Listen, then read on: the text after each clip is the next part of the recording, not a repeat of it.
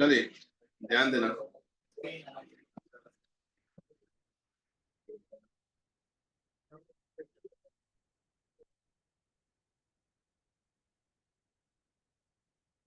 एक नया सेक्शन हमको स्टार्ट करना है, सेक्शन नंबर 5।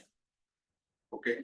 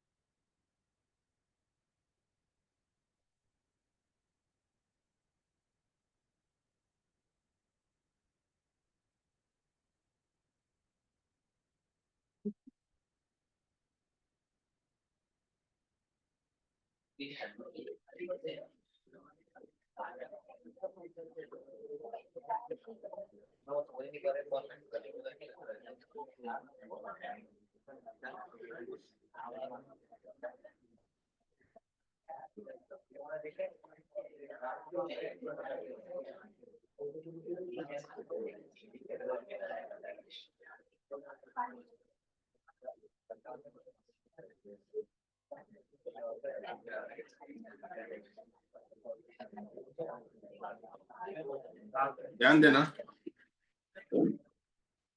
सेक्शन नंबर 4 हमने डिस्कस किया, जिसमें हमने क्या डिस्कस किया?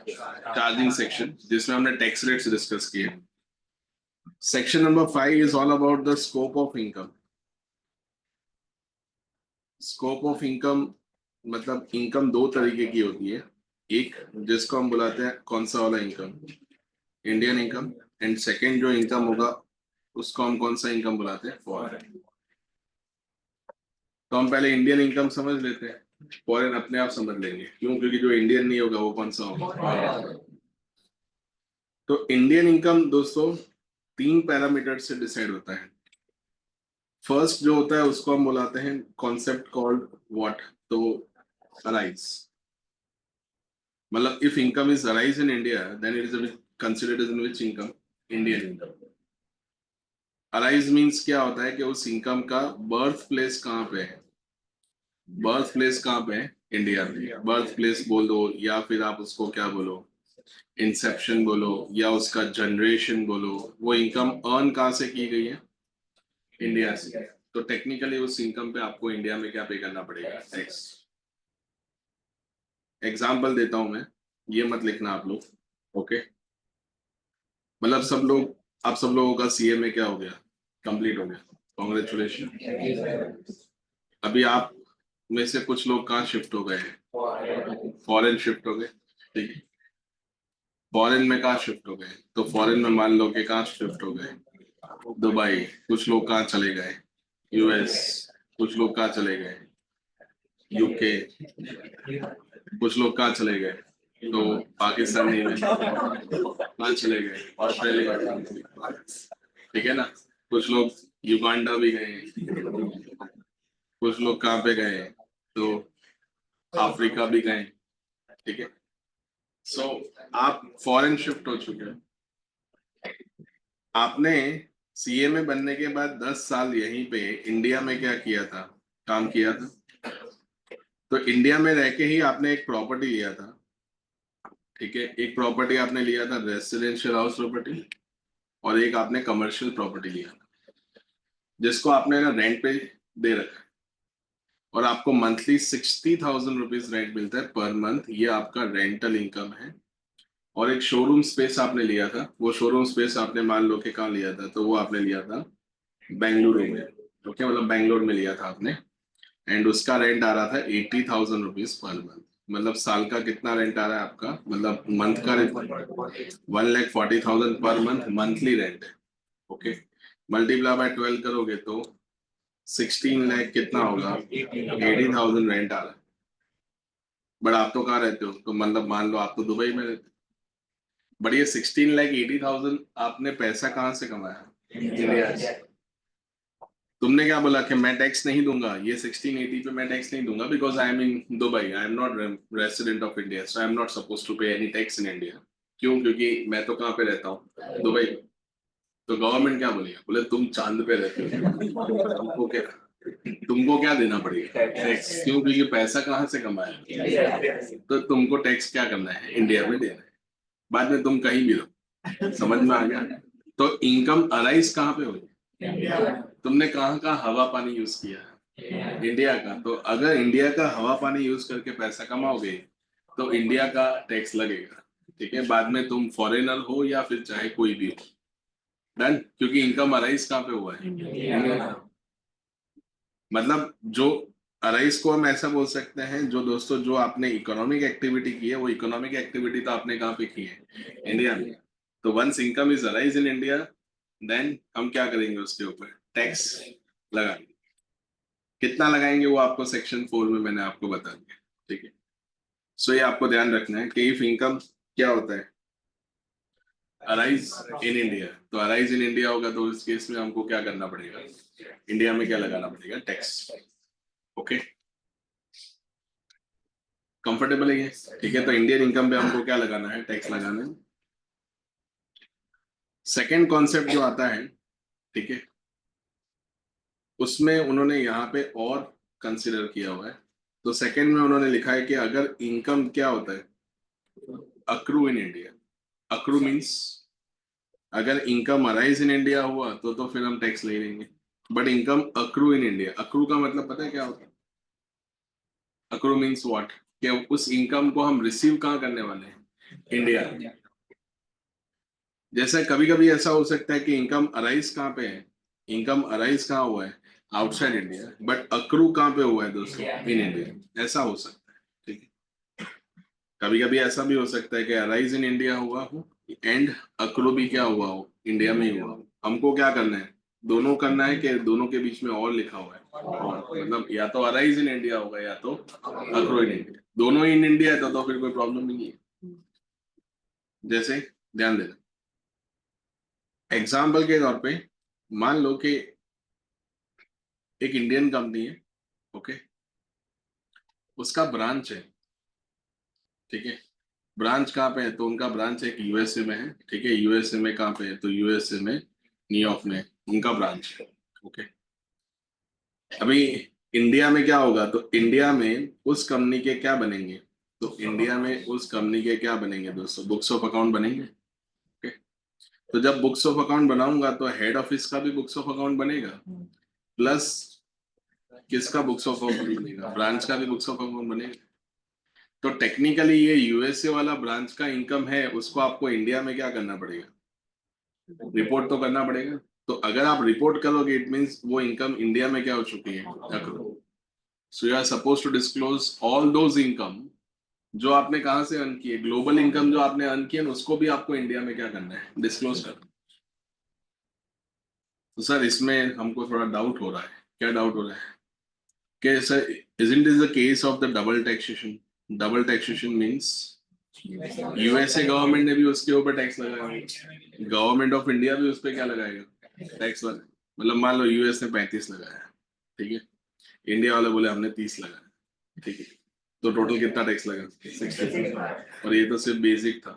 ओके, प्लस सरचार्ज वगैरह लगाया, राउंड फिगर करके कितना कर दिया? 70। मतलब 100 रुपए में से 75 तो साफ कर दिया। तो फिर गवर्नमेंट को आप क्या बोलो? तो बोले सर एक काम करो, ये 25 है ना, ये भी कुछ छोड़ दो। एक काम करो, 95 ले लो, 5 रुपए मेरे लिए छोड़ दो। ठीक है, ओके। अभी आप ही बिजनेस को क्या करना? मैनेज करना, और मुझे हर साल आके 5 रुपीज क्या कर देना? पे कर देना। 5 रुपीज कम पड़ रहे हैं, एक काम करो आखिरी में 2 रुपीज है। कितना? Take 98 rupees. ओके ना, I will take 2 rupees only. तो आपको नहीं लगता कि अगर अगर आपने अपनी टैक्सेशन पॉलिसीज को चेंज नहीं किया तो जो ग्लोबलाइजेशन है वो तो पूरी तरह से क्या हो जाएगा? वो पूरी तरह से डिसरप्ट हो जाएगा ना। क्यों? Because of the double taxation. I would not like to explore my business in the foreign country because of the double taxation system. जिस कंट्री का मैं हूँ वो कंट्री भी टैक्स लगा रही है, जिस कंट्री में जाके मैं पैसा अर्न कर रहा हूँ वहां पे भी क्या लगाया जा रहा है? क्या लगाया जा रहा है? टैक्स लगाया जा रहा है। तो इन दैट केस उन्होंने बोला कि हम आपको रिलीफ दे देंगे। क्या दे देंगे? रिलीफ। अभी वो रिलीफ आपके सिलेबस में नहीं है, वो कौन से लेवल पे आता है? फाइनल। डबल टैक्सेशन की रिलीफ कैसे गिननी है वो कहाँ आता है? फाइनल। सब कुछ इंटर में नहीं आता, वो कहाँ आएगा? फाइनल। डन ना। तो सर अगर रिलीफ ही देना था तो टैक्स क्यों लिया? ये कॉमन सेंस वाला पॉइंट ये बनता है ना, क्या बोले रिलीफ ही देना था तो फालतू में क्यों टैक्स लिया? ऐसा नहीं होता है। इनकम टैक्स का रोल सिर्फ टैक्स लेना नहीं होता है। इनकम टैक्स का रोल ये भी होता है to maintain the financial transparency across the country. मतलब मान लो you are Indian citizen as well as a resident of India, you are earning Indian income as well as you are earning the global income. मतलब आप US में भी जाके income earn कर रहे हो, यूके में भी जाके अर्न कर रहे हो, दुबई में भी जाके अर्न कर रहे हो। मतलब मान लो दुबई में एक था कोई प्रोग्राम, वहां पे एज अ लेक्चरर आप गए थे, या फिर यूएस में कोई प्रोग्राम था तो एज अ लेक्चरर आप गए थे, ठीक है, टू कंडक्ट द लेक्चर। वहां से पैसे कमा गया डॉलर में, तो क्या लगता है वहां की सरकार ने टैक्स लिया होगा? तो गवर्नमेंट ऑफ इंडिया बोले हमको उस पर टैक्स नहीं चाहिए, बट आप डिस्क्लोज तो करो कि कितना पैसा आप कमा के आए। यस और नो? क्योंकि हमको जानना है कि आपकी कितनी ग्लोबल इनकम है। हम टैक्स नहीं लेंगे अगर आपने उसके ऊपर टैक्स फॉरेन कंट्री में पे कर लिया है। तो वैसे भी क्या होता है, गवर्नमेंट टू गवर्नमेंट ट्रीटी होता है, टैक्स ट्रीटी जिसको हम बोलते हैं। जैसे government of India and government of UK का क्या होगा? आपको क्या लगता है प्रधानमंत्री जी बाहर जाते हैं तो क्या लगता है फोटो खिंचवाने जाते हैं? प्राइम मिनिस्टर बाहर जाते हैं तो क्या लगता है फोटो खिंचवाने जाते हैं? मिसाइल खरीदने जाते हैं, राफेल खरीदने जाते हैं। उनके साथ पूरा डेलीगेशन होता है ना, इतने बड़े प्लेन में वो अकेले बैठ के थोड़ी जाते होंगे। सब लोग होते हैं, फॉरेन सेक्रेटरी साथ में होता है, फाइनेंस सेक्रेटरी साथ में होता है, सब लोग टीम जाते हैं। और वहां पे जाके हम क्या करते हैं, ट्रीटी साइन करते हैं। ट्रीटी में ये साइन होता है कि आपके यहाँ की जो कंपनीज है वो इंडिया में आके बिजनेस करेगी तो हम कोई डबल टैक्सेशन नहीं लगाएंगे। वैसे ही इंडियन कंपनियां आपकी कंट्री में आके बिजनेस करती है तो हम कोई टैक्सेशन डबल टैक्सेशन नहीं लगाएंगे। म्यूचुअल अंडरस्टैंडिंग होगा ना, दोनों कंट्री का क्या होगा, म्यूचुअल अंडरस्टैंडिंग। तभी आपने यूएसए में टैक्स दिया होगा तो आपको इंडिया में क्या करना है, टैक्स नहीं देना है। बट इसका मतलब क्या कि आप वो इनकम को डिस्क्लोज नहीं करोगे? कि नहीं, आपको पहले क्या करना है, इनकम को क्या करना है, डिस्क्लोज करना है। We will not take tax on it if आपने उसके ऊपर क्या पे कर दिया है, टैक्स पे कर दिया। इन विच कंट्री? Foreign country. ये आपको डाउट हुआ इसलिए मैंने आपको बताया। तो दो कॉन्सेप्ट हुए, अराइज एंड दूसरा क्या होगा, अक्रू। तो if income arise in India then, जैसे क्या होता है, ये थोड़ा सिलेबस से बाहर जाके डिस्कस कर रहे हैं। It is not in the context of intermediate. Okay, देखो, कोई भी कंट्री है ना, दो तरीके के रूल से टैक्स लेती है। एक होता है जिसको हम बुलाते हैं कौन सा रूल, सोर्स रूल, एंड दूसरा होता है जिसको हम बुलाते हैं what, president rule. Source rule का मतलब क्या है कि जिस कंट्री ने क्या किया होगा, सोर्स जनरेट किया होगा। क्या जनरेट किया होगा? सोर्स। मतलब जहां से वो इनकम का क्या हुआ है, बर्थ हुआ है। तो टेक्निकली वो कंट्री क्या करेगी, टैक्स चार्ज करेगा। Like I am the resident of, मतलब I am the citizen of India, I am earning the income in USA. तो पैसा कहाँ से कमाया मैंने, यूएसए। तो यूएसए गवर्नमेंट उस केस में डोमिनेट हो जाएगा और वो लोग उस इनकम पे क्या लगा देंगे, टैक्स। क्योंकि सोर्स कहाँ पे है, यूएसए। अभी गवर्नमेंट ऑफ इंडिया उसके ऊपर टैक्स लेना है तो वो कौन से रूल से लगाएगा, रेसिडेंट रूल से। तो if the person is a resident of India then he is supposed to disclose all such foreign incomes in India and pay tax on it. If not paid in which country, foreign country.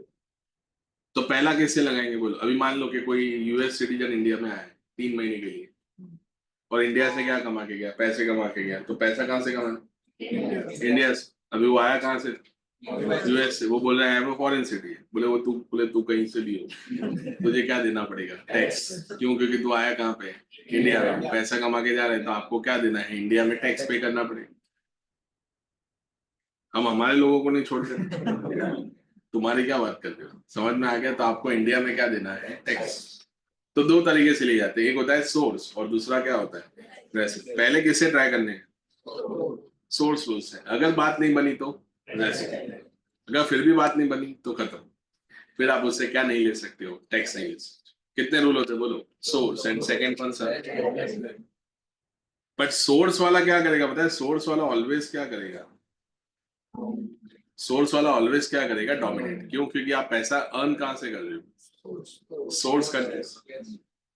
जहां के resources use करोगे उस country को tax पे करना पड़ेगा। तो if you are using the resources of USA और इंडिया तो you have to pay tax in India और यूएसए वेरेवर आपने अपनी इस इनकम को क्या किया है, अर्न किया। अभी मैंने मान लो एक इंडियन कंपनी है, उसका एक मैन्युफैक्चरिंग सेटअप सिडनी में है, ऑस्ट्रेलिया। ओके, वहां पे मैंने पूरा मैन्युफैक्चरिंग किया हुआ है, तो मैंने तो वहां का पॉल्यूशन सब किया होगा ना, वहां पे सब लोगों के रिसोर्सेज यूज किए होंगे। तो जिस जगह पे जाके रिसोर्सेज यूज करोगे वहां पे आपको क्या पे करना पड़ता है, टैक्स। डन ना। ठीक है, तो ये एक सिंपल कॉमन सेंस वाला बात है। बट अगर मान लो सोर्स से बात नहीं बनती है तो रेसिप्रोकेट। तो सर क्यों ऐसा?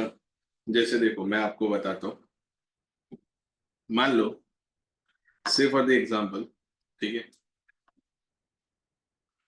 अपने लास्ट में बैठा, क्या नाम है तेरा, भूल गया मैं, लक्ष्य जयराज, ठीक है, सीएम है कौन, जयराज। ओके, अभी उन्होंने अपना आईटीआर फाइल किया है, समझना, आईटीआर फाइल किया है, इनकम कितना दिखा है, 1,80,000 पर एनम। कितनी इनकम है, 1,80,000 per annum. Find out tax liability. क्या फाइंड होगा, zero. So we have find zero. ठीक है, तो कोई टैक्स आया नहीं, मतलब इन शॉर्ट गरीबों वाला रिटर्न है। मतलब पार्टी क्या है, गरीब है, बुरा मत मानना। तभी को वो 180 का क्या किया, रिटर्न फाइल किया। बट जब हमने जयराज के केस को इन्वेस्टिगेट किया, so we have found some sincere tax irregularities. Okay, और बहुत ही हैवी टैक्स क्या थी, इवेशंस थे। उनका है ना स्विस बैंक में अकाउंट, किसमें अकाउंट है, इधर अपना एसबीआई में भी नहीं है, और उसका कहाँ पे है, स्विस बैंक। स्विस बैंक में उनका क्या है, अकाउंट है। फिर दुबई में है ना, दुबई में लोगों की ऑफिसेज और फ्लैट होते हैं, उनका पूरा एक टावर है। ठीक है ना, मतलब 22 माले का क्या है, एक टावर है। फिर क्या है बताए, सिंगापुर, सिंगापुर में उनके नाम पे दो क्या है, फ्लैट है। फ्लैट मतलब प्रॉपर फ्लैट, समझ रहे हो ना मैं क्या, ऐसा दीवार खड़ी कर दी ऐसा, ठीक है ना, प्रॉपर क्या है, फ्लैट। ओके, फिर यूएसए में भी उनका क्या है, कमर्शियल स्पेस है। यूएसए में कहाँ पे है, तो न्यूयॉर्क में है, वो भी मैनहेटन स्ट्रीट में है। ठीक है, ये सब मिला के, ये सब मिला के तकरीबन वैल्यू बैठ रहा है 122 करोड़ रुपए। कितना, 122। और यहाँ पे रिटर्न कौन सा वाला फाइल हो रहा है, गरीबों वाला। मतलब the total value of the asset is 122 CR Indian INR में। Okay, and he is pretending that he is not having anything. Okay, और पिछले कुछ सालों में जयराज इंडिया का क्या है, रेसिडेंट है, मतलब पूरे 365 दिन इंडिया में ही होता है। ओके, तो गवर्नमेंट बोले यार ये तुम अजीब करते हो, यहाँ पे रह के यहाँ पे कैसे पैसा बनता है, हमको भी थोड़ा सिखाओ। यहाँ पे रह के ये वहां पे कैसे पैसे बनते हैं, वो हमको सिखाओगे। तो क्योंकि है तो इंडियन रेसिडेंट ही ना। See, if the Jayaraj is a foreign citizen and is not having connection with India, तो I am not having any concern. क्यों, क्योंकि वो तो फॉरेन सिटीजन है। तो फॉरेन सिटीजन कोई टैक्स इवेशन करता है तो it's not my cup of tea, it's belongs to the other country. ठीक है ना, but if Indian citizen doing tax evasion, okay, और उसने बहुत सारे फॉरेन इन्वेस्टमेंट्स कर रखे हैं, ठीक है, तो इन दैट केस ये पैसा गया तो इंडिया से ही होगा ना, कि हवा में उड़ के आया होगा। ये पैसा गया कहाँ से होगा, फ्रॉम इंडिया। तो हमने जब चेक किया ना तब पता चला कि जयराज ने बहुत सारे क्या किए हैं, तो हवाला ट्रांजेक्शन्स किए हैं। हवाला is also kind of a word जिसमें हम लोग क्या करते हैं उसको, इसी तरह से लॉ में भी हवाला यूज होता है। हवाला इज नथिंग बट द बेनामी ट्रांजेक्शन्स। मतलब ऐसे हमने ट्रांजेक्शन्स किए जिसका कोई नेक्सस नहीं है with our income, means the income and our expenditure is totally mismatched. पूरी तरह से क्या हो रहा है, मिसमैच हो रहा है। तो तभी क्या किया जाए बोलो, तो अभी किया क्या जाए, जयराज को उठाया जाए। समझ में आ रहा है मैं क्या बोला, अच्छा तो अभी क्या होगा बोलो, अगर मैं फॉरेन इनकम को इंडिया में डिस्क्लोज करने का बोलता ही नहीं तो ये तो क्या होगा, तो ये तो सारा पैसा क्या होगा, इंडिया से बाहर चला जाएगा। That is the reason why कि हमने क्या किया कि फॉरेन इनकम को भी इंडिया में क्या किया, टैक्सेबल। बट फॉरेन इनकम में सबके हाथ में टैक्सेबल करूंगा कि only Indian resident, only Indian. Okay, वो थोड़ी देर में आपको समझ में आ जाएगा, ठीक है। हमने कौन सा सेक्शन स्टार्ट किया था? सेक्शन 5। देखो दोस्तों, सेक्शन 5 एंड सेक्शन 6 इसका एक कंफर्म क्वेश्चन एग्जाम में आता है, ठीक है। ओके, तो आपको क्या फाइंड करना है कि इनकम कौन सी है, तो या तो इनकम इंडियन होगी या तो फॉरेन। तो इंडियन इनकम में दो पार्ट तो मैंने बता दिए कि if arise in India then Indian income होगा, देन क्या होगा, अक्रूड। ओके, वो तो ठीक था, बट है ना, गवर्नमेंट को 2009 में आके पता चला कि हमारे साथ है ना अलग लेवल की धांधलेबाजी हो रही है।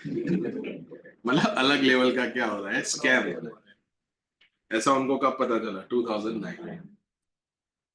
सो इनकम है ना अराइज इन इंडिया नहीं है, मतलब income technically arise in India नहीं, मतलब ये अराइज कहाँ पे हुआ होगा, फॉरेन। ओके, बट गवर्नमेंट ने बोला यार ये तो अराइज इन इंडिया है, थोड़ा डिफिकल्ट है, प्लीज ध्यान रखना आप। तो उन्होंने क्या किया बता, बोले अराइज इन इंडिया नहीं है, ऐसा है तो बोले काम करो डीम्ड अराइज इन इंडिया। मतलब बोले कोई इनकम क्या है, अराइज इन इंडिया नहीं है but deemed arise in India है, मतलब you have fabricated the proofs. आपने ट्रांजेक्शन को स्क्रिप्ट किया है, होता है ना, ट्रांजेक्शन को क्या किया है, स्क्रिप्ट किया है, नेचुरली फ्लो नहीं होने दिया है आपने, चीजों को इस तरह से क्या किया है, बनाया है कि जानबूझ के आपकी इनकम का शिफ्ट हो जाए फॉरेन। जैसे मैं आपको समझाता हूँ, मान लो एक है ना जापान का कंपनी है, ध्यान देना सब लोग। ओके, और यहाँ पे एक ऑस्ट्रेलियन कंपनी है। ऑस्ट्रेलियन कंपनी ने एक जापानीज कंपनी से लोन लिया है। ओके, कितने का लिया हुआ है, तो मान लो कि 1 crore AUD means the Australian dollar, ठीक है। ऑस्ट्रेलियन डॉलर का रेट कितना चलता है, 1 करोड़ नहीं रखते अपने, रखते हैं 11 करोड़, ठीक है। अपने को फेंकना ही, अपने को तो 11 करोड़ ऑस्ट्रेलियन डॉलर का क्या लिया है loan, multiply by Australian dollar का रेट कितना चलता है, 55। सो लोन कितने का हुआ, 550 करोड़, ठीक है ना, ये लोन लिया हुआ। तो क्या लगता है, 60, सॉरी 60 कितना, 5। ओके, 605 करोड़ हुआ, इतने का लोन लिया। अभी मुझे ये बताओ, क्या इंडिया का इससे कोई लेना देना है? ऑस्ट्रेलिया वाले ने लोन लिया है, किससे लिया है, जापान से लोन लिया, अपना कोई कनेक्शन है क्या, India is nowhere in the picture, ठीक है ना। सो अपना तो कोई लेना देना है। बट बाद में क्या पता चला, पता है, ये ऑस्ट्रेलियन कंपनी ने ना अपना एक यूनिट, जो उनका कहाँ पे बन रहा था, तो उनका एक यूनिट कहाँ पे बन रहा था, चेन्नई, वहां पे उनका एक मैन्युफैक्चरिंग यूनिट सेटअप हो रहा था ना, इसके लिए पूरा लोन लिया हुआ है। इसका मतलब पैसा तुमने जापान से डायरेक्ट इंडिया नहीं लाया, वाया क्या लाया, ऑस्ट्रेलिया होके लाया। तो टेक्निकली तो इंटरेस्ट इनकम ये 6.5, मतलब 600 करोड़ में राउंड फिगर रखता हूँ। मान लो 10% भी तुम इंटरेस्ट रेट लेके चलते हो, तो ये जो 60 करोड़ रुपीज का कौन सा इनकम होगा, क्या होगा, इंटरेस्ट इनकम। ये इंटरेस्ट इनकम हो किसको रहा होगा, ये जापानीज कंपनी को हो रहा होगा। पर ये 60 करोड़ रुपीज तुमने कमाए कहाँ से, तो ऐसे देखने जाए तो ऑस्ट्रेलिया से कमाए, बट तुमने घुमा फिरा के कहाँ से लाए, indirectly that fund is used in India. तो they have introduced the concept called what, deemed arise. बोले even if it is not arise in India but it is deemed arise in India. Deemed मतलब क्या होता है कि जब आपको लगता है कि हम टेक्निकली चीजों को नहीं इंप्लीमेंट कर पाएंगे, तो वो लोग एक क्या कर देते हैं, डीम्ड मतलब is nothing but the law fiction. Fiction मतलब क्या है कि उन्होंने एक सोचा समझा हुआ एक सेक्शन बनाया है जिसके अंदर आपको वो इनकम अराइज इन कहाँ पे होगा, India. Getting my point or not? As per FDI norm से तो आप ऐसा कर भी नहीं सकते हो, क्योंकि अगर आपको चेन्नई में कोई मैन्युफैक्चरिंग यूनिट सेटअप करना है तो एज पर FDI नॉर्म्स के हिसाब से आपको लोन इंडियन बैंक से लेना होता है। पैसा आप लोगे ना, वो कहाँ से लोगे, इंडियन बैंक से लेना। बट फिर भी अगर आपने इस तरह से ट्रांजेक्शन को स्क्रिप्ट किया तो हम लोग क्या करेंगे, उस पर क्या लगा देंगे, टैक्स लगा देंगे। पहले अराइज समझ में आया, डीम्ड अराइज बात। अराइज मतलब क्या कि वो इनकम हुआ कहाँ पे, बर्थ कहाँ पे हुआ है, बर्थ प्लेस उसका पे है इंडिया में, तो उसको टैक्स क्या देना है, इंडिया में पे करना। सिंपल। आप 10 साल पहले शिफ्ट हो गए थे कहीं और आपकी प्रॉपर्टी इंडिया में है और उसको बेच के पैसा बना रहे हो, तो आपको इंडिया में क्या बनना है, टैक्स पे करना है। एंड थर्ड आता है जिसको हम लोग बुलाते हैं, ये भी और है, ठीक है, कि income if it is received in, क्या हुआ, रिसीव्ड इन कहाँ पे होगा, इंडिया। तो if income arise in India और accrue in India or received in India, then it is treated as a which income? कौन सी इनकम मान लेंगे उसको, Indian income. But if income neither arise in India nor accrue or received in India, then it is treated as a which income? Foreign। मतलब ना arise है, ना accrue है, ना received है, तो उसको अपने को क्या बोलेगा, समझ में आ गया। आपको एग्जाम में मान लो पूछ लिया फॉरेन इनकम मीन्स व्हाट, तो income which is not an Indian income is called foreign income. तो इन शॉर्ट क्या बोलेगा, जून 26। आपको एक्सप्लेन करना पड़ेगा ना, foreign income means the income which is neither arise not accrued और रिसीव्ड इन, क्या होगा, इंडिया, उसको हम लोग क्या बुलाते हैं। तो सर इससे क्या साबित क्या होता है, इससे साबित ये होता है कि कौन सी इनकम के ऊपर हमको टैक्स लगाना है। मान लो अपने किसी आईपीएल प्लेयर का बात करते हैं, ठीक है, और उसमें भी फॉरेन प्लेयर हो, इंडियन नहीं, किसकी बात करते हैं, फॉरेन। तो कोई भी फॉरेन आईपीएल प्लेयर का नाम बताओ, ठीक है ना, मतलब ऐसे एकदम फेमस हो ना, जैसे उसका बहुत सारा क्या हो, डिमांड हो, ऐसा कौन है, आई थिंक अपने ऐसा नाम लेते हैं जो थोड़ा फनी हो, तो अपने को क्या रहे, याद भी रहे। तो मतलब अपने, वो तो खेलता भी नहीं है। चलो चलो, अपने रखते हैं, चलो अपने किसी का नाम नहीं खराब कर, क्योंकि इसमें मजाक उड़ाने का फिर क्या है, तुम्हारा फेवरेट प्लेयर हो तो फिर बाद में ऑफेंडिंग लग जाएगा, ठीक है। तो अपने क्या करते हैं, तो अपने एक नाम रखते हैं, ऐसे ही नाम रख देते हैं, क्या नाम रख देते हैं, जॉन, ठीक है। ओके, तो ये आईपीएल का मतलब मान लो प्लेयर है, कौन सी फ्रेंचाइज के लिए खेलता है, तो अपने मान लो नाम रखते हैं किसके, तो नाम रखते हैं अपने किसका, नहीं, आरसीबी का अलग कल्चर है। मैं किसी का फैन नहीं हूँ, किसी भी फ्रेंचाइज का फैन नहीं हूँ, ठीक है ना, पर वो क्या है कि तुम अगर कुछ भी बोलते हो तो बुरा लग जाता है यार, इसमें दिल पे लेने वाली क्या बात है। अपने रखते हैं डीसी, दिल्ली कैपिटल्स का प्लेयर। ओके, अभी वो इंडिया में आया है, उसके ना टोटल इनकम 100 करोड़ रुपए है पूरे साल का, मतलब पूरे साल में कितना पैसा कमाया उसने, 100 करोड़। बट उसने है ना आईपीएल से कितना पैसा कमाया, तो आईपीएल से उसने पैसा कमाया 18 करोड़।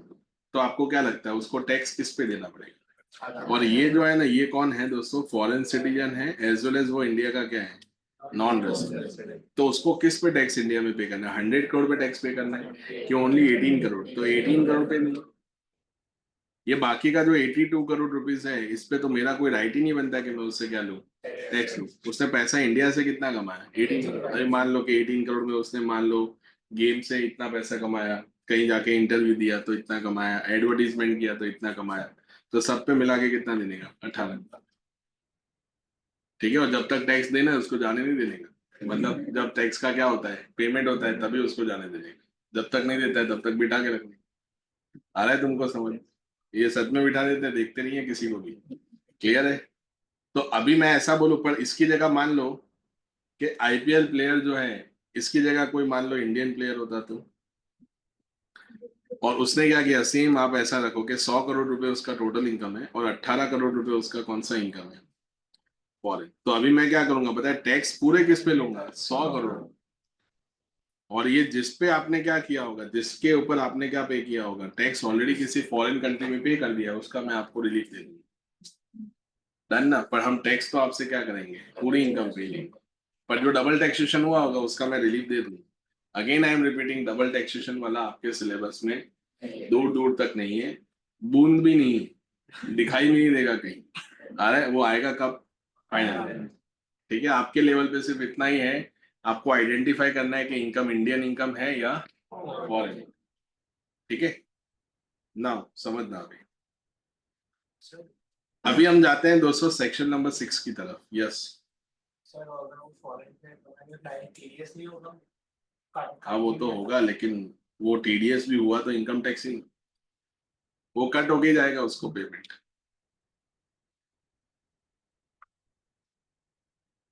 नाउ ध्यान देना, अभी जो हम डिस्कस कर रहे हैं वो कौन सा है? Section number 6। Section number 6 is totally related to, किसके साथ रिलेटेड है दोस्तों? तो वो है रेसिडेंशियल स्टेटस।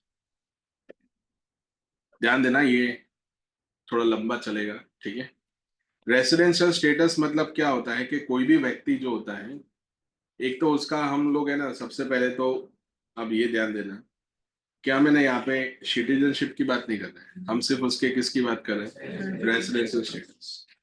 ओके, तो रेसिडेंशियल स्टेटस कितने तरीके के पॉसिबल है? तो पॉसिबल स्टेटस में बताने जा रहा हूं, ध्यान देना। तो पॉसिबल स्टेटस में एक आता है जिसको हम बुलाते हैं resident of India. Okay, resident of India मतलब अगर आप इंडिया में एक पर्टिकुलर डे से ज्यादा रुक के जाते हो ना, या रुके हुए हो, तो आप इंडिया के क्या बन जाओगे? रेसिडेंट। वो मैं बता रहा हूँ कितने नंबर ऑफ डेज होते हैं। दूसरा क्या होता है जिसको हम लोग बुलाते हैं called ordinary resident. Okay, resident plus ordinary, इसकी जगह मैं एंड कर देता हूँ, रेसिडेंट एंड ऑर्डिनरी रेसिडेंट। ठीक है, मतलब एक तो होता है रेसिडेंट, एक होता है कौन? ऑर्डिनरी। ऑर्डिनरी मतलब जो यहीं रहता है, कहीं जाता है नहीं। ठीक है ना, मतलब अपने जैसे लोग। ठीक है, since from birth we are in India, तो अपने इंडिया के क्या होंगे? रेसिडेंट एज वेल एज क्या होंगे? Ordinary resident. डन। तो ये हो गया नंबर 1। दूसरा स्टेटस क्या होता है पता है? दूसरा स्टेटस ये होता है रेसिडेंट बट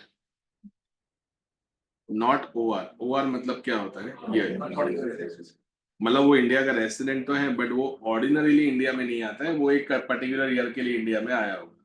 ठीक है, एंड थर्ड होता है जिसको हम लोग क्या बुलाते हैं? नॉन रेसिडेंट, मतलब जिसको हम लोग क्या बोलेंगे? एनआरआई बोल सकते हैं। तो ये 3 स्टेटस होते हैं। अभी ये 3 स्टेटस के लिए आपको क्या चेक करना है पता है? उसके लिए आपको है ना क्या चेक करना है? क्या चेक करेंगे हम लोग? कंडीशंस। कंडीशंस दोस्तों दो तरीके की होती है, एक जिसको हम बुलाते हैं कौन सा वाला कंडीशन? Basic condition. एंड एक जो कंडीशन हम बोलते हैं उसको हम क्या बुलाते हैं? Additional condition. ध्यान देना, अगर हम बात करें बेसिक कंडीशन का, तो बेसिक कंडीशन के लिए क्या करना है? तो बेसिक कंडीशन में कितनी कंडीशंस है? टोटल कितनी कंडीशंस है? 2 कंडीशन। और वो दोनों कंडीशन के बीच में क्या है मालूम? तो दोनों कंडीशन के बीच में क्या है? और मतलब आपको दोनों सेटिस्फाई करनी है कि दोनों में से एक ही सेटिस्फाई करनी है? मतलब अगर मान लो कि किसी ने सिंगल कंडीशन को भी क्या कर लिया, सिंगल कंडीशन को भी सेटिस्फाई कर लिया, तो अपना काम बन जाएगा। ठीक है, और यहाँ पे है दोस्तों एडिशनल कंडीशन, और उसमें भी कितनी कंडीशन है? तो एडिशनल में भी कितनी कंडीशन है? 2 कंडीशंस। एडिशनल में भी कितना कंडीशन है? 2 कंडीशन। बट इसमें दोनों कंडीशन के बीच में क्या है? तो इस दोनों कंडीशन के बीच में क्या है? एंड है। मतलब यहाँ पे एक करूंगा कि दोनों करना पड़ेगा। तो सर इससे साबित क्या होता है? देखो, अगर आप बेसिक कंडीशन को सेटिस्फाई करते हो तो आप इंडिया के क्या बन जाओगे? रेसिडेंट। और अगर आप एडिशनल कंडीशन को सेटिस्फाई करते हो तो आप इंडिया के क्या बन जाओगे? ऑर्डिनरी। समझ आ रहा है? बट मान लो आपने बेसिक ही सेटिस्फाई नहीं की, तो अगर आपने बेसिक सेटिस्फाई नहीं की तो आप इंडिया के क्या? Non resident. अगर मान लो आपने बेसिक भी सेटिस्फाई कर ली और एंड एडिशनल भी सेटिस्फाई कर ली, तो आप इंडिया के क्या? Resident and ordinary. बट मान लो आपने बेसिक सेटिस्फाई किया तो आप इंडिया के रेसिडेंट, बट अगर मान लो आपने एडिशनल सेटिस्फाई नहीं किया तो आप इंडिया के क्या? Not ordinary. समझ रहे हो कि सोने का टाइम है सर, ऐसा कुछ है? तो बेसिक में क्या होगा बोलो? बेसिक में basic satisfy then additional satisfied then, पर मान लो additional condition satisfied but only one condition satisfied, then भी काम नहीं बनेगा ना, क्योंकि एडिशनल में मैंने क्या लिखा है, एंड देन। चलो अभी स्टार्ट करते हैं, कंडीशन क्या है उसको समझते हैं।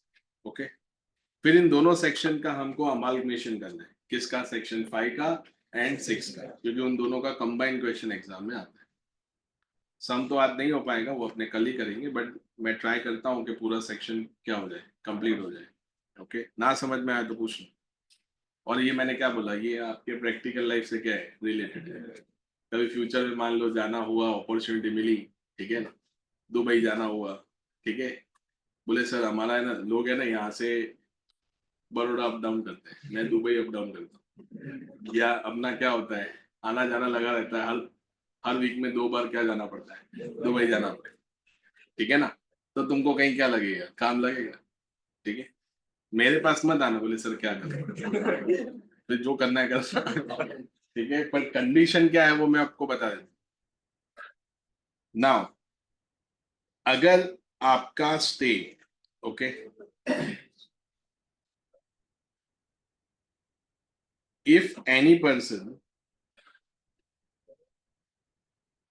stayed in India, stayed in India for 182 days during the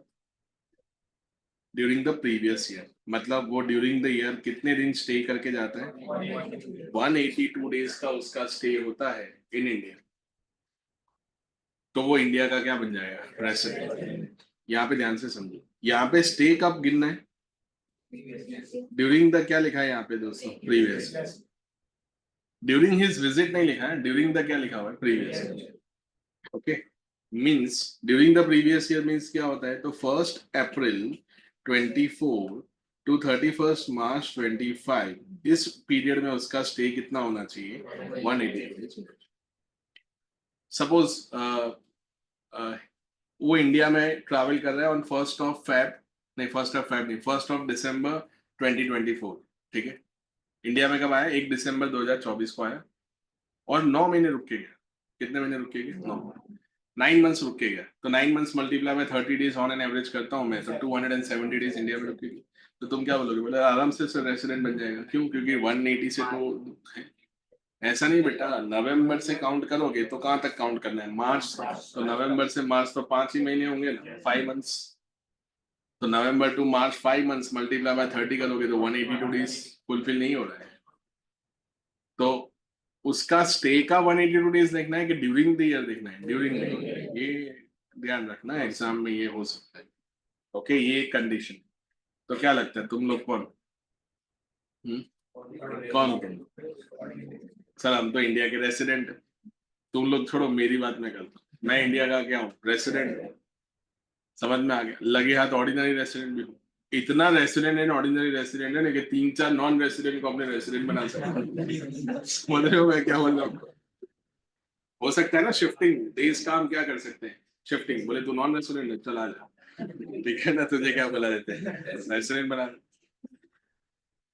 तो सर फिर भी ऐसे मतलब होता है ना कि जो दिल को छू जाए, ऐसी प्रोविजन नहीं है, तो मैं ट्राई करूंगा हर बार कि दिल को छू जाए वर्ड्स। तो 182 ही क्यों रखा, कम ज्यादा क्यों नहीं रखा। देखो क्या होता है, इंसान वहीं ज्यादा रहता है जहां से उसकी रोजी रोटी चलती है, मतलब जहां से उसका ब्रेड एंड बटर चलता है वहीं ज्यादा रहेगा, तो इंसान रहेगा कहाँ ज्यादा, बोल, जहां से उसके इकोनॉमिक रिलेशनशिप ज्यादा क्लोजर हो। सोशल रिलेशनशिप भी होता है बट ज्यादा रहने का कहाँ होता है, इकोनॉमिक रिलेशनशिप जहां ज्यादा क्लोजर होगा। सोशल का तो क्या है, शिफ्टिंग करवा देंगे इकोनॉमिक लोकेशन, वैसे economic relations are closer, we will, अभी मैं वहीं पे जाके रहूंगा ना जहां से अपना क्या है, ज्यादा पैसा ना हो पर अपना जो गुजारा है वो निकल जाए, ठीक है। तो जो है वो निकलेगा, तो वहीं का अपने क्या होंगे, अपने वहीं रहते होंगे, कि फिर नहीं बोले सर अपने अपने हैं, ठीक है ना, अपने तो कहीं भी मैनेज कर लेंगे, तो फिर करो मैनेज। तो आपको क्या ध्यान रखना है, 182 डेज मतलब मान लो कि तुम यूएस से सेटल हो गए, वहीं तुम रहते हो, अभी तुमको पता है जिस तरह का काम है आपका इंडिया में, सिर्फ और सिर्फ आपका सिर्फ और सिर्फ कैजुअल विजिट हो सकता है, बाकी आप इंडियन सिटीजन हो, लेकिन आपका ट्रैवल इंडिया में बहुत कम हो जाएगा। क्यों? क्योंकि जिस तरह का आपने सेटअप किया है तो आपको यूएस में ही रहना पड़ेगा। तो क्या होगा बोलो? तो आप वहां के रेसिडेंट हो जाओगे धीरे धीरे। देन सिटीजनशिप पूरा अलग होता है। अपने सिटीजनशिप की बात नहीं कर रहे, अपने सिर्फ किसकी बात कर रहे हैं? Residential status. ये हो गया पहला कंडीशन। दूसरे में क्या है बताएं? दूसरे में दो सब कंडीशंस। मतलब सेकंड कंडीशन जो है उसमें एक कंडीशन नहीं है, कितनी कंडीशन है? दो। और इन दोनों के बीच में क्या है? एंड। ओके। और एंड में ध्यान रखना तुम लोग।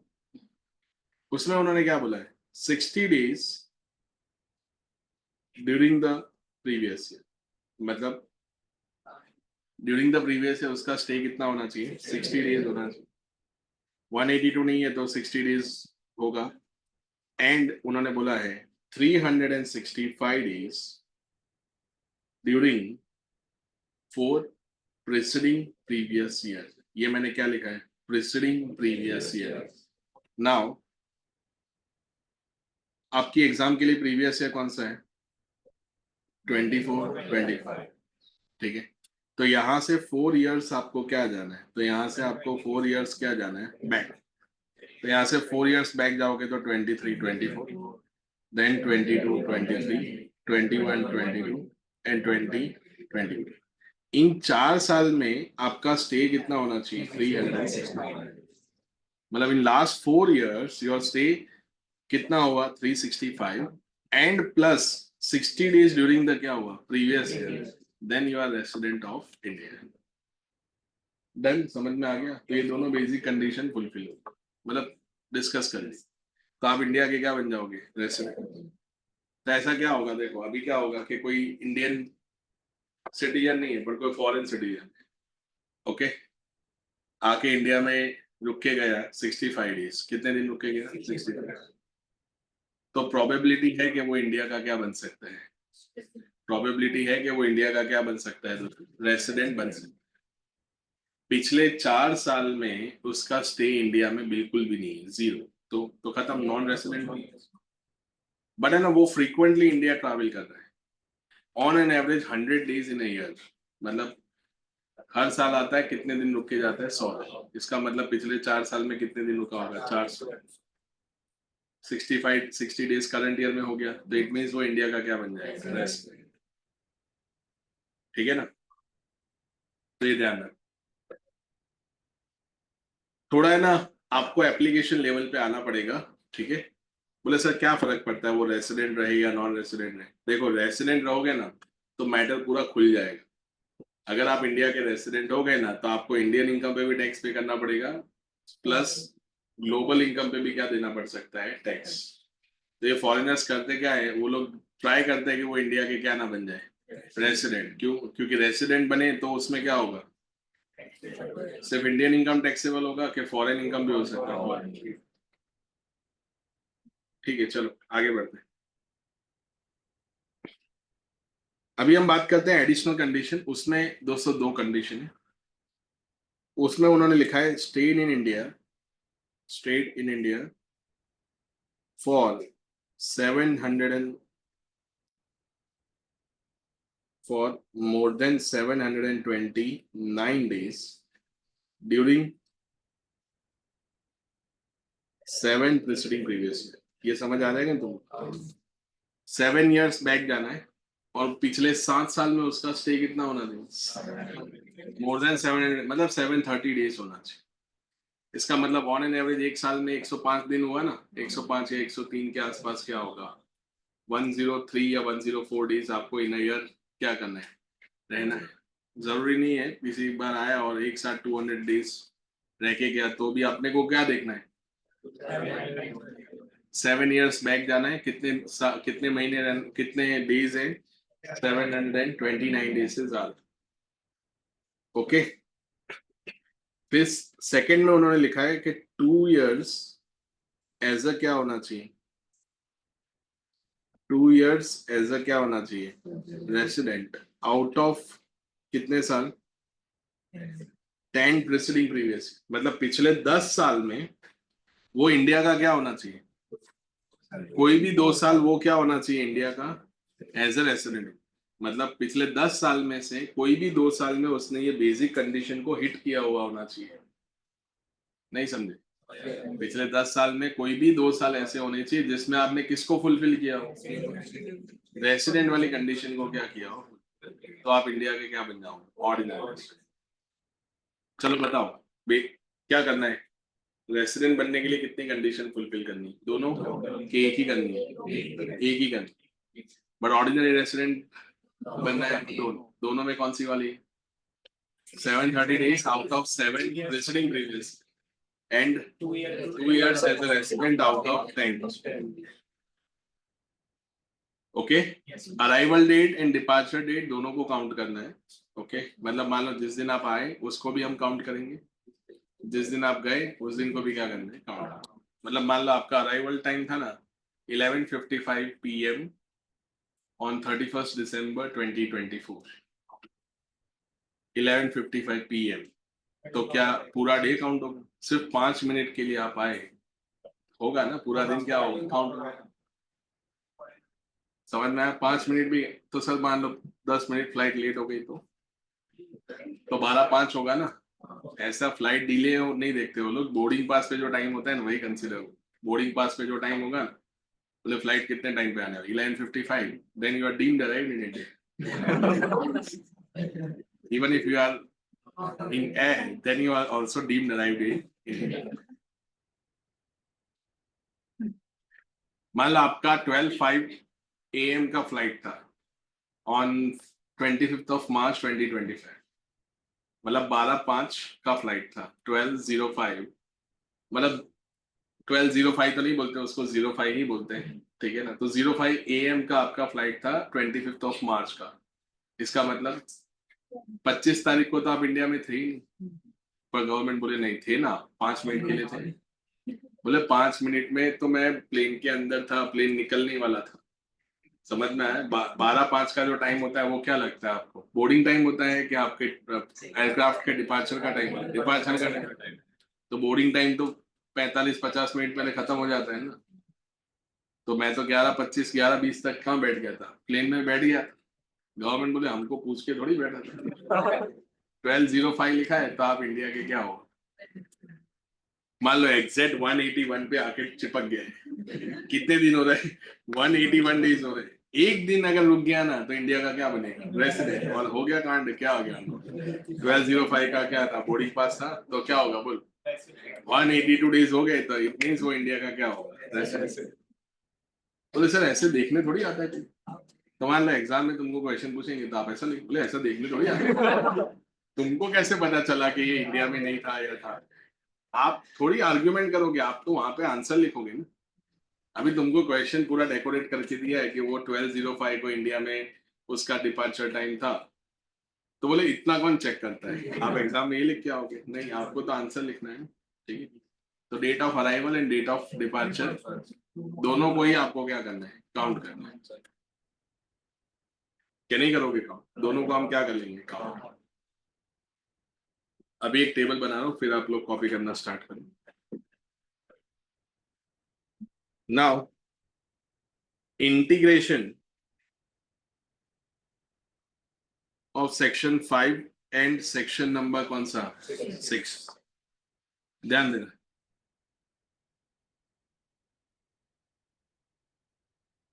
देखो उसके अंदर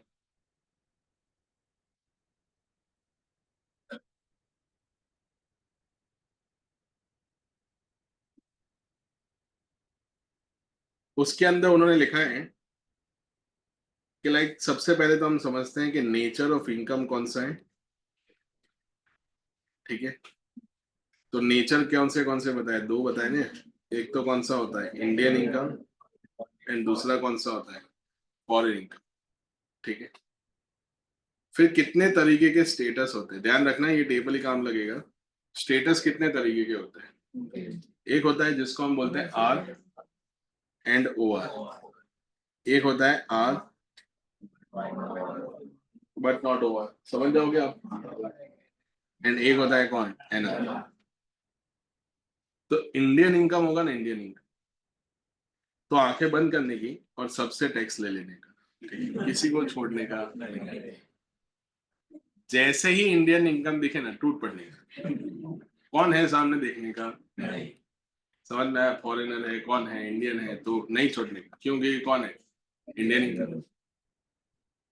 वो था ना फॉरेन आईपीएल वाला प्लेयर आया इंडिया में, ठीक है ना, और खेल के गया, तो क्या लेने का, टैक्स लेने का। भले उसका परफॉर्मेंस अच्छा हो ना हो, आपने क्या नहीं लेने का, टैक्स तो नहीं लेने का।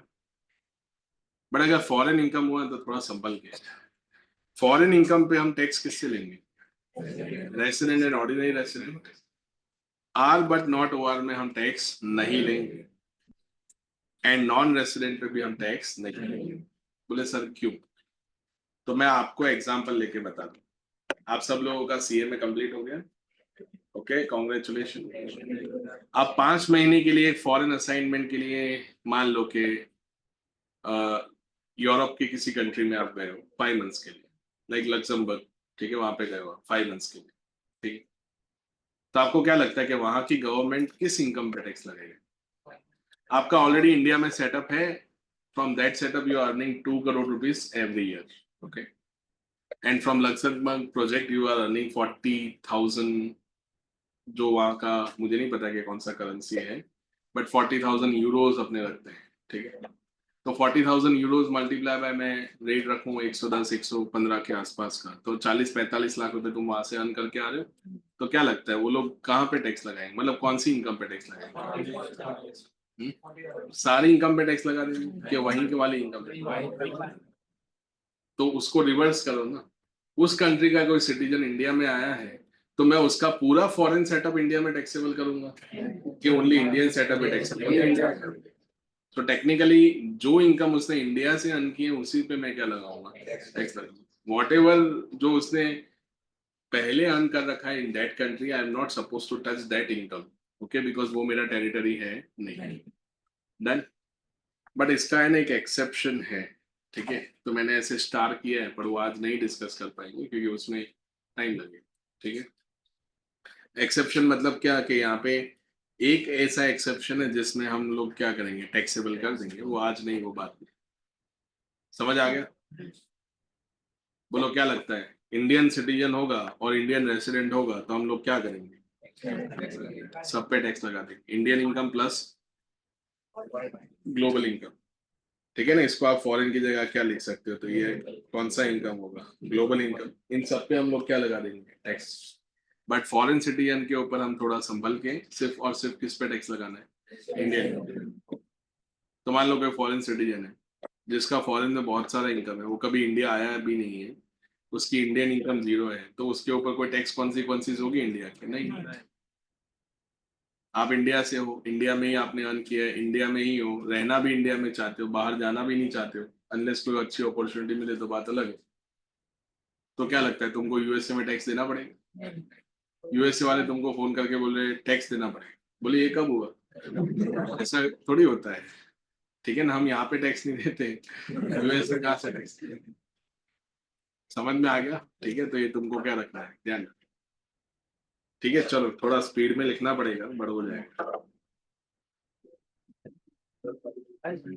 हाँ? फाइल शेयर कर दूं, लिख लोगे, हाँ, लिख लेंगे ना, अभी तो क्या ब्रेक चाहिए ना, तो मैं थोड़ा समझा देता हूँ, और लिख लोगे आप पक्का। ये बीच बीच में जो एग्जाम्पल लिखे है वो मत लिखना, वो जो डिस्कस करने के लिए जो आपको एग्जाम्पल लिखवाए ना, वो नहीं लिखना। सिर्फ रॉ सेक्शन नंबर 5 एंड दूसरा कौन सा लिखना है, सेक्शन नंबर 6, उसके अलावा और कुछ मत लिखना आप लोग, ठीक है। ठीक है, आगे बढ़ते हैं, थोड़ा बता देता हूँ मैं अभी, तो ये एक्सेप्शन बता ही देता हूँ मैं।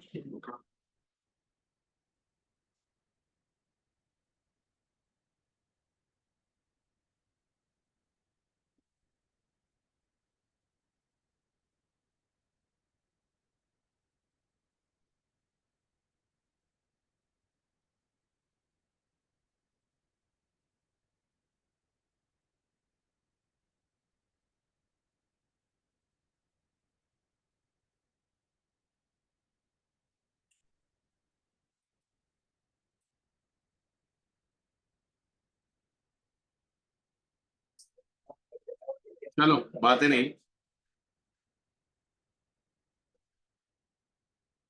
देखो एक्सेप्शन में उन्होंने ये बताया है that the foreign income taxable in the hands of are but not work only in case of only in case of business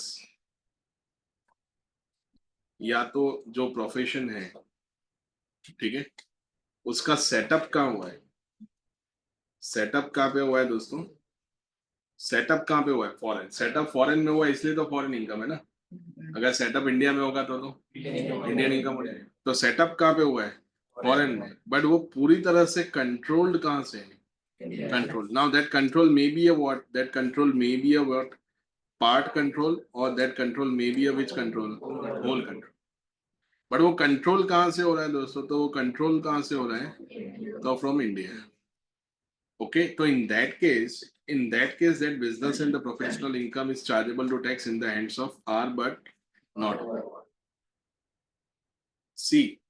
मान लो कि कोई फॉरेन सिटीजन है, कोई भी व्यक्ति इंडिया का resident but not ordinary resident कब होगा, ऐसे थोड़ा इंस्टेंसेस डिस्कस करते हैं। कोई भी व्यक्ति इंडिया का resident but not ordinary resident कब होगा, उसकी दो पॉसिबिलिटी। नंबर वन, या तो वो फॉरेन सिटीजन है और उसने 1-2 साल में ही इंडिया ट्रैवल किया है, उससे पहले he is not in India.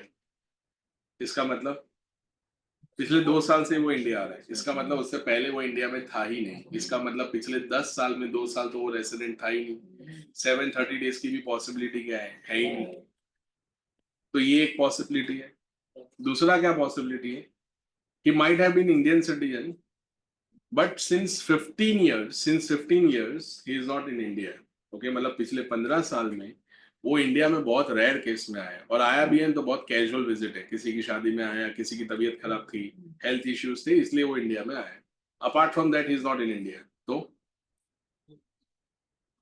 तो भी वो इंडिया का क्या होगा, resident but not only resident होगा, और वो फ्रीक्वेंट करंट ईयर में रेसिडेंट बना है। तो अभी होता क्या है, जैसे मान लो कि कोई फॉरेन सिटीजन है, वो लोग क्या करते हैं, इंडिया ट्रैवल करते हैं। फिर इंडिया ट्रैवल करने के बाद अपने बिजनेस का सेटअप जो होता है वो तो फॉरेन में रखते हैं, बट उनके कुछ पार्टनर्स होते हैं इंडिया के अंदर जो बिजनेस को कंट्रोल कहाँ से करवाते हैं, इंडिया से। और बिजनेस है कहाँ पे, फॉरेन में। और फॉरेन में भी कौन सी कंट्री में पता है, जो टैक्स हेवन कंट्रीज होती है। टैक्स हेवन कंट्रीज मतलब क्या, टैक्स फ्री कंट्रीज, जहाँ पे टैक्सेस क्या है, या तो है ही नहीं, एग्जेम्प्ट है पूरी तरह से, वहां की गवर्नमेंट ने उसको एग्जेम्प्ट कर रखा है, या तो टैक्सेस इंडिया से बहुत ही कम है। मतलब मान लो इंडिया में 30% टैक्स है रफली अपने लेते हैं, वहां पे 5% ही है। तो ये तो 5% तो ना के बराबर है। यहाँ पे तो 4% तो सेज है, वहां पे 5% क्या है, टैक्स। यहाँ पे तो 4% तो क्या लगता है, सेज ही लगता है। वो बात अलग है कि टैक्स पे लगता है, बट स्टिल लगता तो है। साइकोलॉजिकल प्रेशर तो बनता है ना। डन। तो फिर उस केस में क्या हुआ, I would like to set up my business in a country where the government is inviting those person के, जिन लोगों को आके हमारी कंट्री में बिजनेस करना है, उसको हम बोलते हैं टैक्स हेवन कंट्रीज। देखो कुछ कंट्रीज है ना डेवलप नहीं हो पाती, उसमें उनकी गलती नहीं होती, बट उनका जियोग्राफिकल टेरिटरी ऐसा होता है कि वो डेवलप नहीं हो पाता है। अभी रशिया इतना बड़ा है, क्यों वो जियोग्राफिकली डेवलप नहीं हो पा रहा है, उसके बहुत सारे मल्टीपल रीजंस। बाकी डिफेंस में वो सबसे आगे होगा, होगा ना सबसे आगे। उनका काम ही क्या होता है, डिफेंस इक्विपमेंट बनाना और उसका टेस्टिंग करना। जब तक वो लोग 2-3 बम गिरा नहीं देते, उनको चाय नहीं भाती होगी। उनके कमांडर को ऑर्डर ही होगा, बोले सुबह उठने का, पहले लॉन्च करने का, 2-3 रॉकेट मारने के, फिर क्या करने का, ब्रेकफास्ट करने बैठ बचो तो।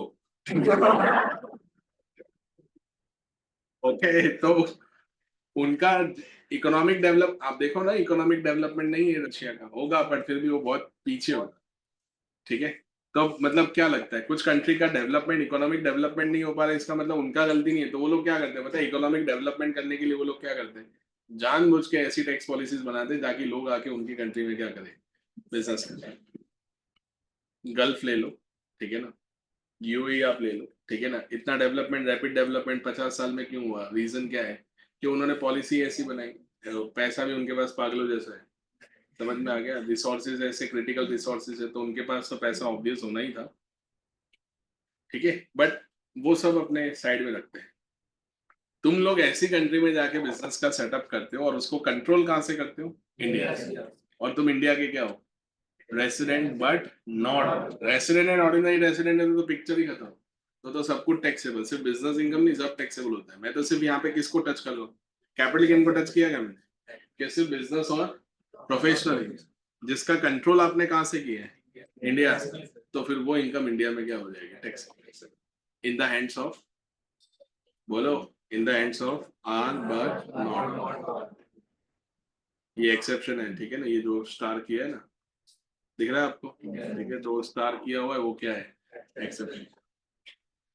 डन ना, इसको अपने मच्छर बुलाएंगे, ठीक है, तो क्या है, ये मच्छर है, तो मच्छर से ध्यान रखने का, ओके ना। वैसे भी मच्छर काटेगा तो यहाँ पे अगर काट लिया तो तुम्हारा जून 26 आ जाएगा, ठीक है। तो ये पढ़ के आना नेक्स्ट लेक्चर में, कल अपने इसके क्वेश्चंस करेंगे, ओके।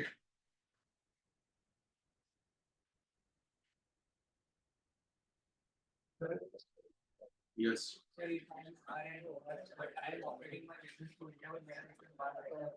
बात तो हाँ, तो हो जाएगा, तो तुमको रिलीफ मिल जाएगा ना। हाँ, पर मैं पहले टैक्स लगाऊंगा, पर टैक्स रिपोर्ट करूंगा ना, फिर उससे टैक्स लूंगा, तो फिर रिलीफ, हाँ फिर रिलीफ जब गिनूंगा ना तब रिलीफ दे दूंगा, टैक्स गिन लेने का। फिर जब लग रहा है कि आपने उस कंट्री में टैक्स पे किया है तो उस कंट्री का पहले चालान वगैरह लेके आना पड़ेगा, जो पेमेंट किया उसका रिसिप्ट देना पड़ेगा कि आपने वहां क्या किया है पेमेंट, फिर मैं आपको रिलीफ दूंगा। वो कंट्री उनका इंडिया का टैक्स रेट थोड़ा बेनिफिशियल है, बाकी थोड़ा हाई है, तो हमको इंडिया में टैक्स रेट देना होगा, वहाँ पे नहीं बनता।